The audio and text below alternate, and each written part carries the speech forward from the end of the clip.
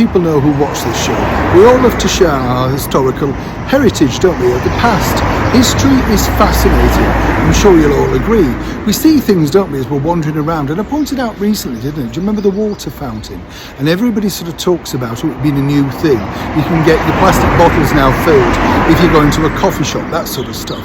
But of course the Victorians were doing that many, many years ago. We have the Victorians and our ancestors to thank for so many things that we still take for granted today. And more importantly, we just sort of walk past them now with things that are not necessarily as useful.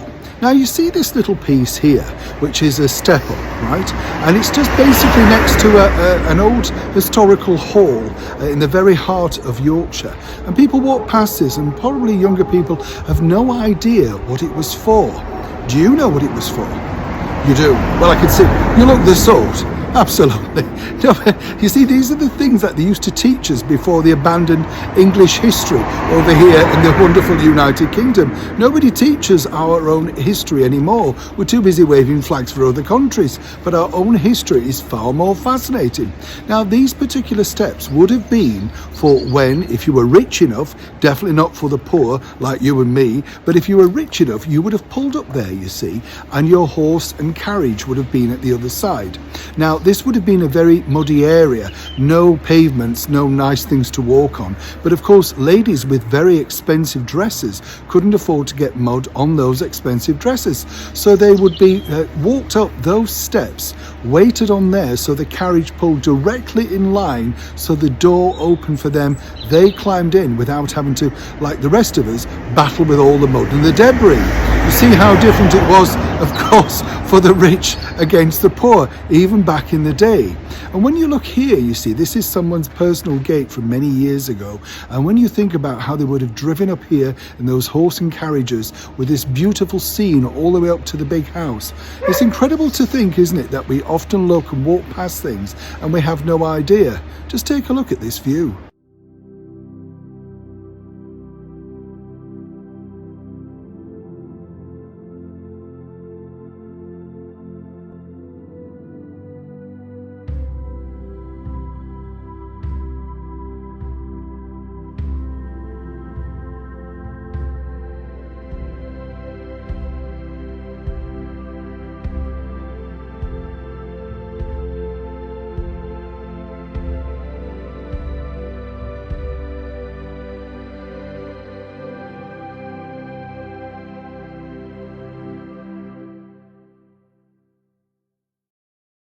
Special, isn't it, when you look at things like that, and you realise, of course, as I've often said here on the show, one row for the rich, one row for you and me, the poor.